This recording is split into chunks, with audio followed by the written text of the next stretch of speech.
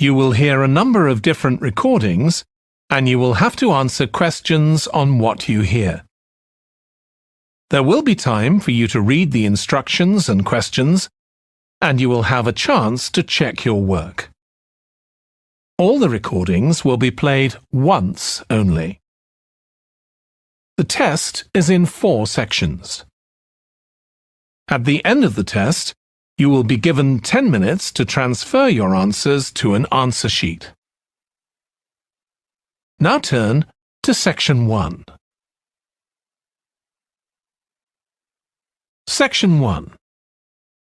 You will hear a phone conversation between Alex, an employee at a company called JPNW, and Martha, who wants to work as a trainee at the company. First, you have some time to look at questions 1 to 7.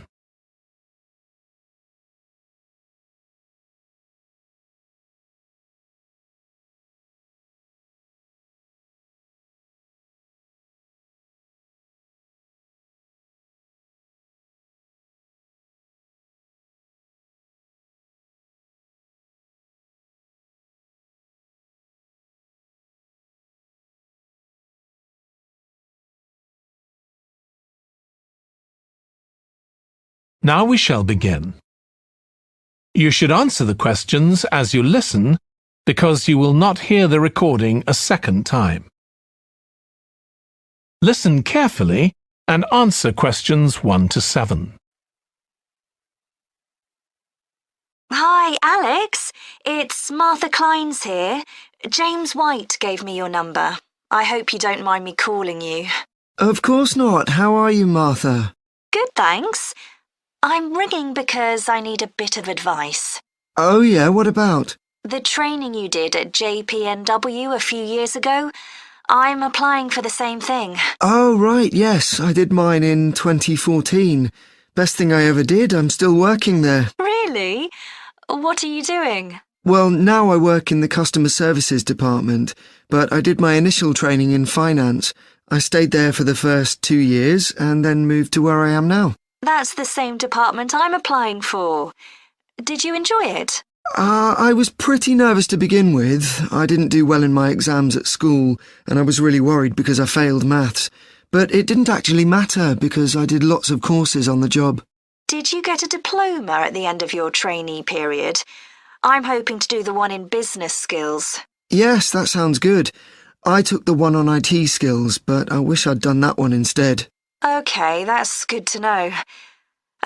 What about the other trainees? How did you get on with them?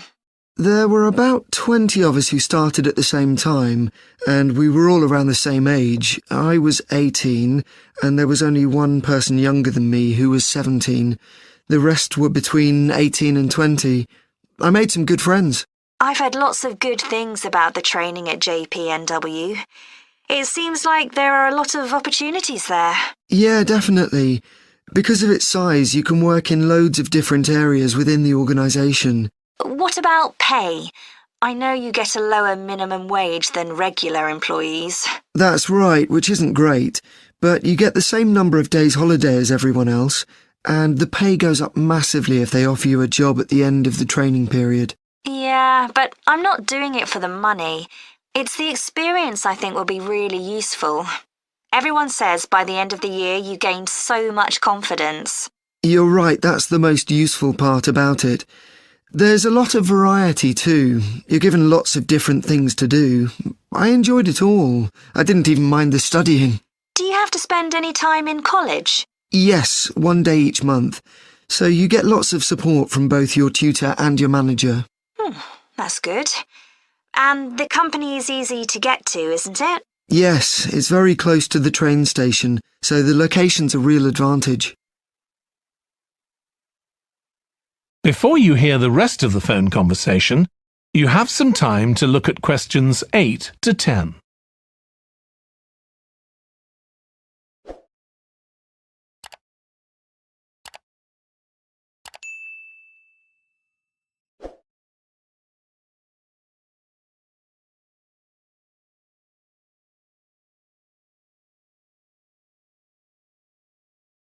Now listen and answer questions 8 to 10.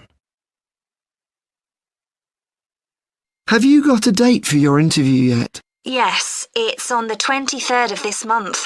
So long as you're well prepared, there's nothing to worry about. Everyone's very friendly. I am not sure what I should wear. What do you think?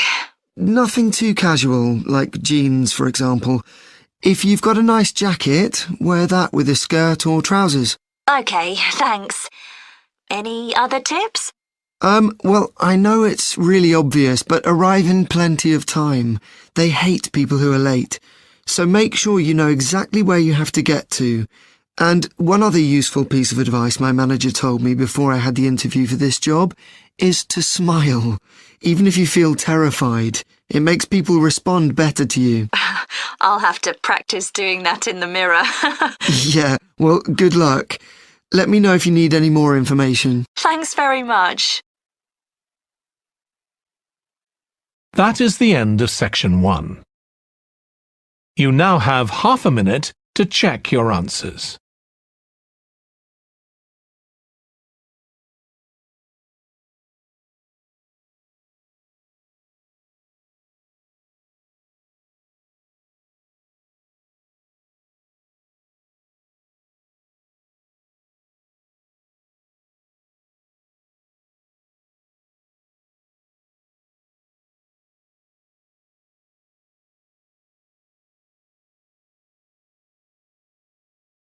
Now turn to section 2.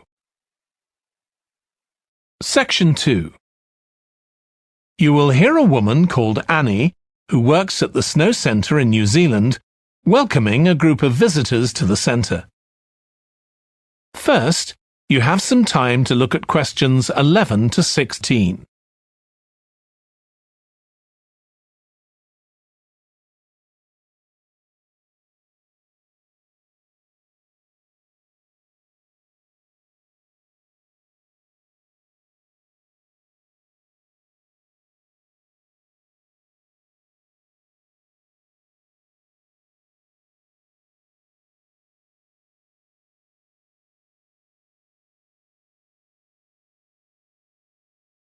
Now listen carefully and answer questions 11 to 16.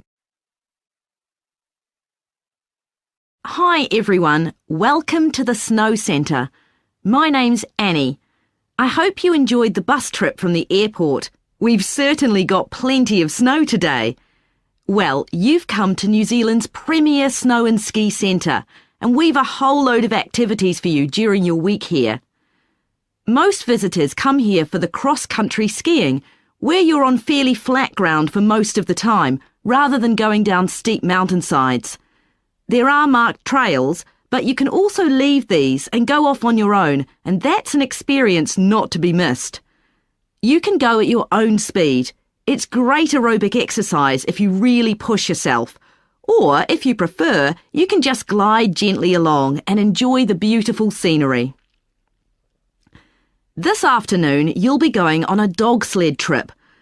You may have seen our dogs on TV recently racing in the Winter Sled Festival.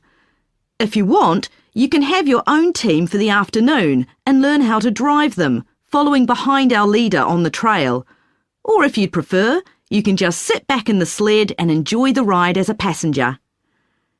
At the weekend, we have the team relay event, and you're all welcome to join in. We have a local school coming along, and a lot of the teachers are taking part too.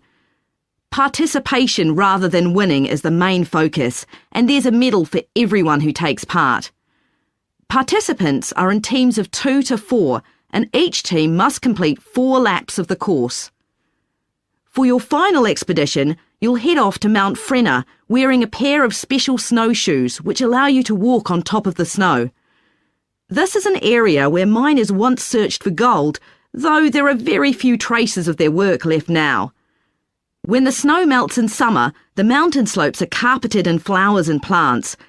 It's a long ascent, though not too steep, and walkers generally take a couple of days to get to the summit and return. You'll spend the night in our hut halfway up the mountain. That's included in your package for the stay. It's got cooking facilities, firewood and water for drinking. For washing, we recommend you use melted snow, though, to conserve supplies. We can take your luggage up on our snowmobile for you for just $10 a person. The hut has cooking facilities, so you can make a hot meal in the evening and morning, but you need to take your own food. The weather on Mount Frenna can be very stormy. In that case, stay in the hut. Generally, the storms don't last long. Don't stress about getting back here to the centre in time to catch the airport bus. They'll probably not be running anyway. We do have an emergency locator beacon in the hut, but only use that if it's a real emergency, like if someone's ill or injured. Before you hear the rest of the talk, you have some time to look at questions 17 to 20.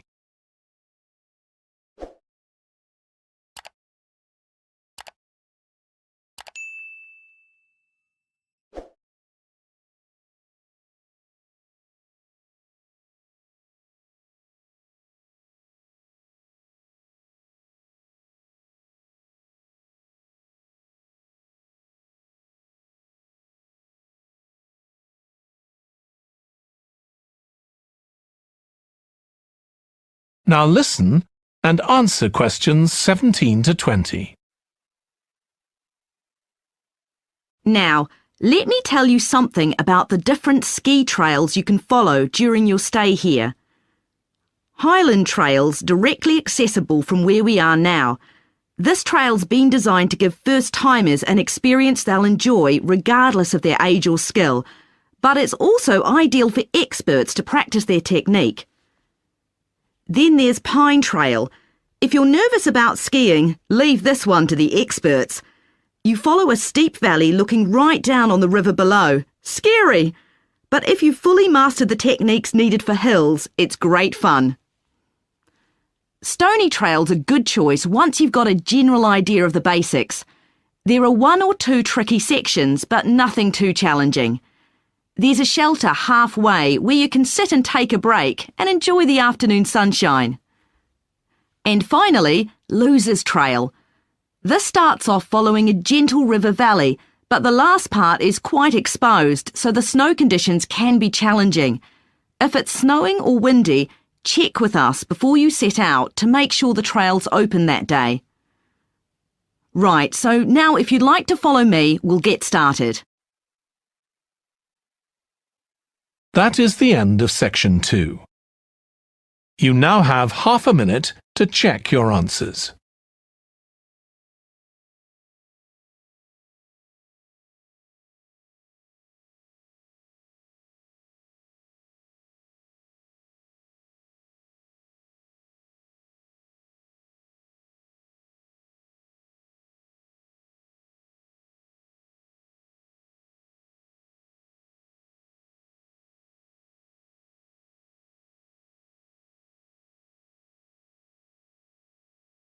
Now turn to section 3.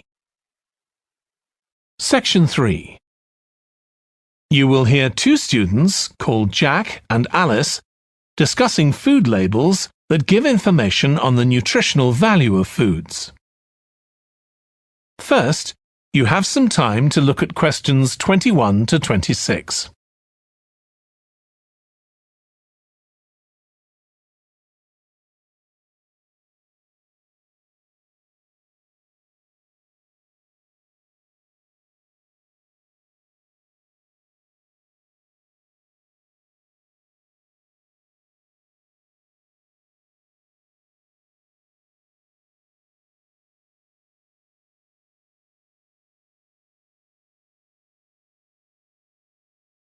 Now listen carefully and answer questions 21 to 26.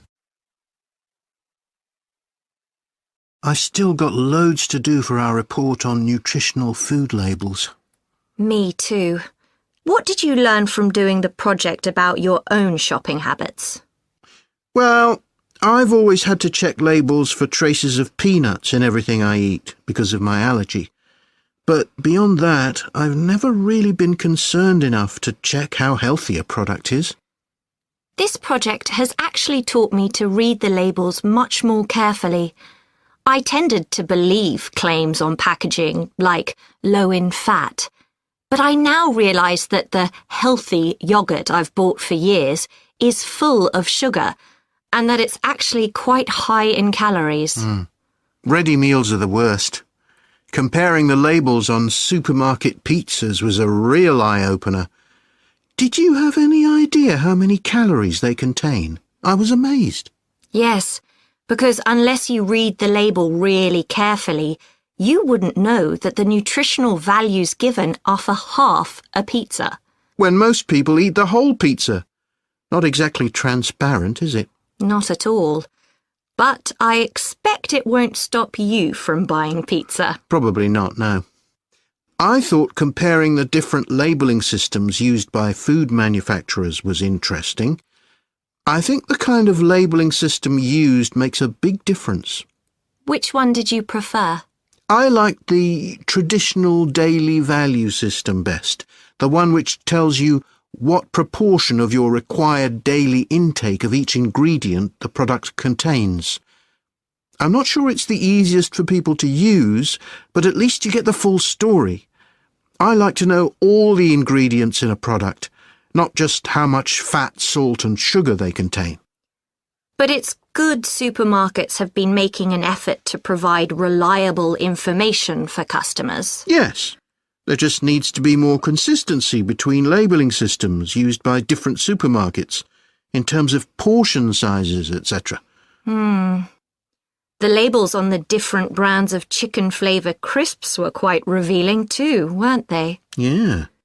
I don't understand how they can get away with calling them chicken flavour when they only contain artificial additives. I know. I'd at least have expected them to contain a small percentage of real chicken. Absolutely.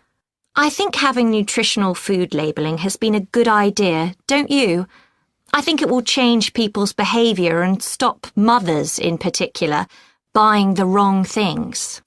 But didn't that study kind of prove the opposite? People didn't necessarily stop buying unhealthy products.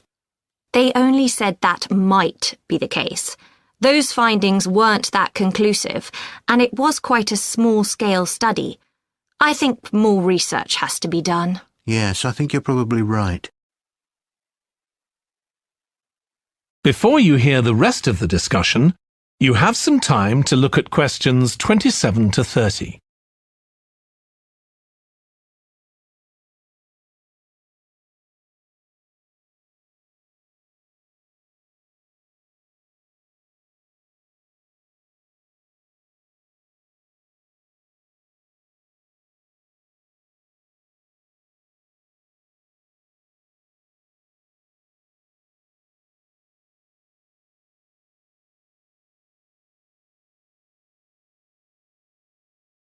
Now listen and answer questions 27 to 30. What do you think of the traffic light system? I think supermarkets like the idea of having a colour-coded system, red, orange or green, for levels of fat, sugar and salt in a product. But it's not been adopted universally, and not on all products. Why do you suppose that is? Pressure from the food manufacturers. Hardly surprising that some of them are opposed to flagging up how unhealthy their products are. I'd have thought it would have been compulsory. It seems ridiculous it isn't. I know. And what I couldn't get over is the fact that it was brought in without enough consultation. A lot of experts had deep reservations about it. That is a bit weird. I suppose there's an argument for doing the research now when consumers are familiar with this system. Yeah, maybe. The participants in the survey were quite positive about the traffic light system. But I don't think they targeted the right people. They should have focused on people with low literacy levels, because these labels are designed to be accessible to them. Yeah. But it's good to get feedback from all socio-economic groups. And there wasn't much variation in their responses. No. But if they hadn't interviewed participants face-to-face, they could have used a much bigger sample size. I wonder why they chose that method. Dunno. How were they selected? Did they volunteer or were they approached?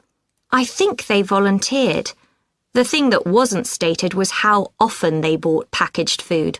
All we know is how frequently they used the supermarket. That is the end of section 3. You now have half a minute to check your answers.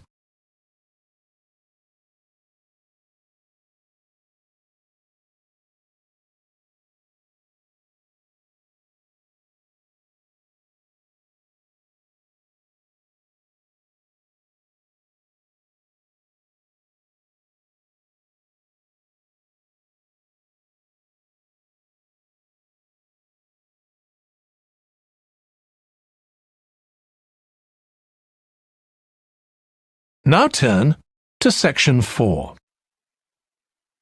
Section 4. You will hear part of a presentation by a history student about the history of coffee. First, you have some time to look at questions 31 to 40.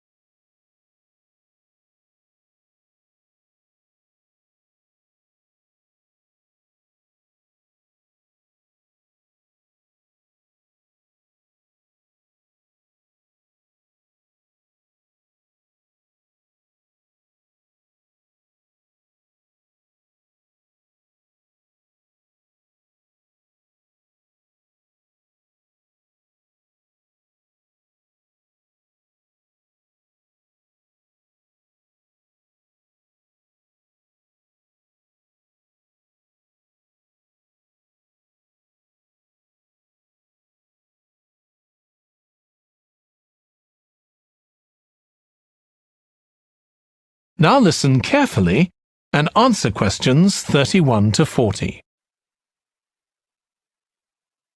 In my presentation, I'm going to talk about coffee and its importance both in economic and social terms. We think it was first drunk in the Arab world, but there's hardly any documentary evidence of it before the 1500s, although of course that doesn't mean that people didn't know about it before then. However, there is evidence that coffee was originally gathered from bushes growing wild in Ethiopia, in the northeast of Africa. In the early 16th century, it was being bought by traders, and gradually its use as a drink spread throughout the Middle East. It's also known that in 1522, in the Turkish city of Constantinople, which was the centre of the Ottoman Empire, the court physician approved its use as a medicine. By the mid-1500s, coffee bushes were being cultivated in the Yemen, and for the next 100 years, this region produced most of the coffee drunk in Africa and the Arab world. What's particularly interesting about coffee is its effect on social life. It was rarely drunk at home, but instead, people went to coffee houses to drink it. These people, usually men, would meet to drink coffee and chat about issues of the day. But at the time, this chance to share ideas and opinions was seen as something that was potentially dangerous. And in 1623, the ruler of Constantinople demanded the destruction of all the coffee houses in the city, although after his death, many new ones opened, and coffee consumption continued. In the 17th century, coffee drinking spread to Europe, and here too, coffee shops became places where ordinary people, nearly always men, could meet to exchange ideas. Because of this, some people said that these places performed a similar function to universities. The opportunity they provided for people to meet together outside their own homes, and to discuss the topics of the day, had an enormous impact on social life, and many social movements and political developments had their origins in coffeehouse discussions.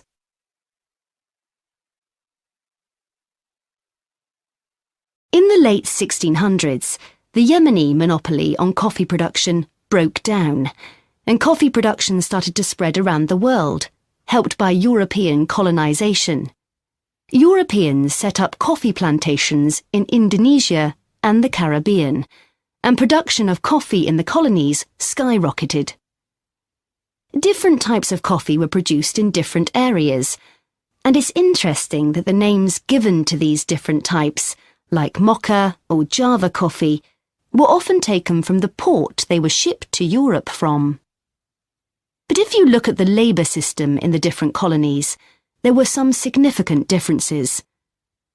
In Brazil and the various Caribbean colonies, coffee was grown in huge plantations, and the workers there were almost all slaves.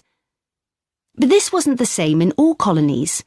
For example, in Java, which had been colonised by the Dutch, the peasants grew coffee and passed a proportion of this on to the Dutch, so it was used as a means of taxation. But whatever system was used, under the European powers of the 18th century, coffee production was very closely linked to colonisation. Coffee was grown in ever-increasing quantities to satisfy the growing demand from Europe, and it became nearly as important as sugar production, which was grown under very similar conditions. However, coffee prices were not yet low enough for people to drink it regularly at home, so most coffee consumption still took place in public coffee houses, and it still remained something of a luxury item. In Britain, however, a new drink was introduced from China and started to become popular, gradually taking over from coffee, although at first it was so expensive that only the upper classes could afford it. This was tea, and by the late 1700s it was being widely drunk. However, when the USA gained independence from Britain in 1776, they identified this drink with Britain, and coffee remained the preferred drink in the USA, as it still is today.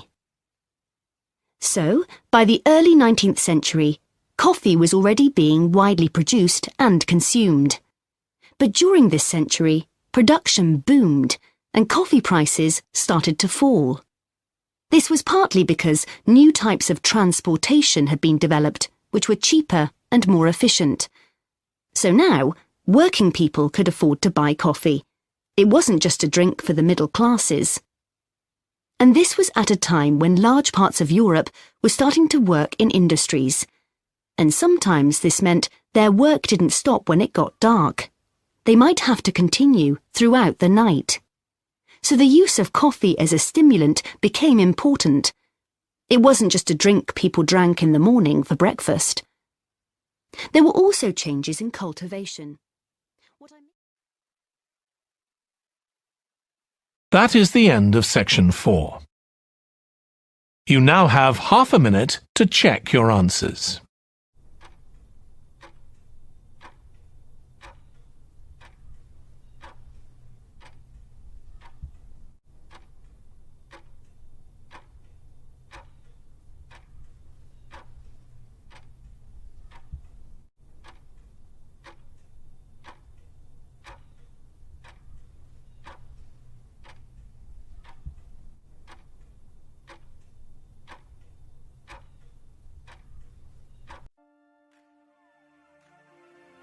That is the end of the listening test.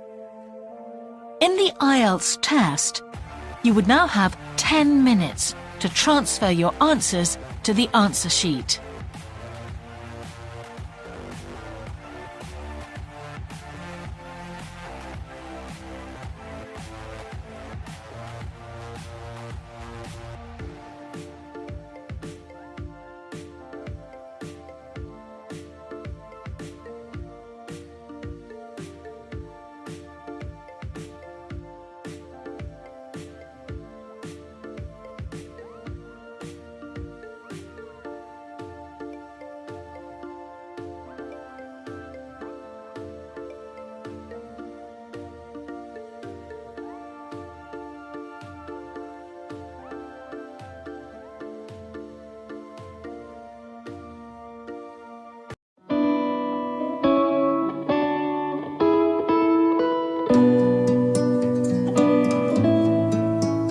you.